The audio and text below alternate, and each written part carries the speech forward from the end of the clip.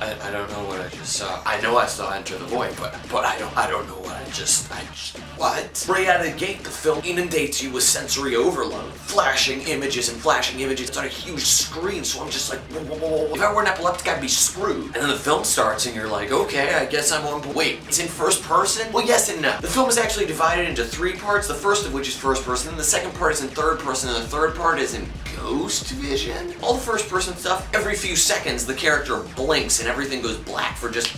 I started blinking because the film was blinking and it just made me way removed from the film. So you're in first person, you're blinking a lot, and of course you have to go on a drug trip, which I feel like was just ripped from the iTunes visualizer. It's just like, wow, wow. The first part's over at about the 30-minute mark, and then we move into the second part. The film stops being linear, it jumps all over the place, and then you of course have to see the first part, which you saw in first person, but now in third person, because you like to do things over again.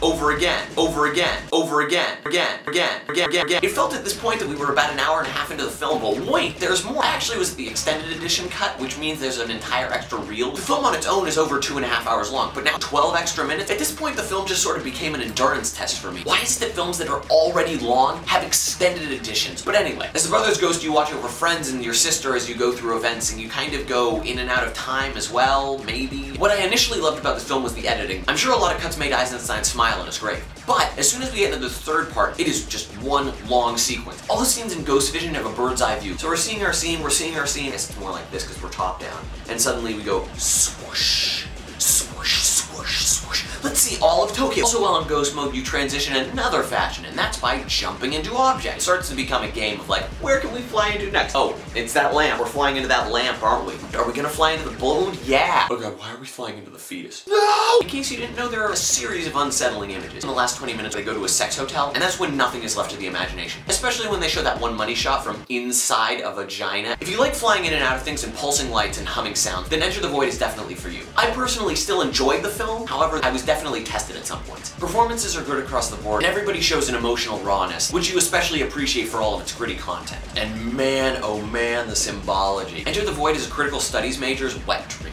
I give this film 4 acid trips out of 7, and what are my hands doing?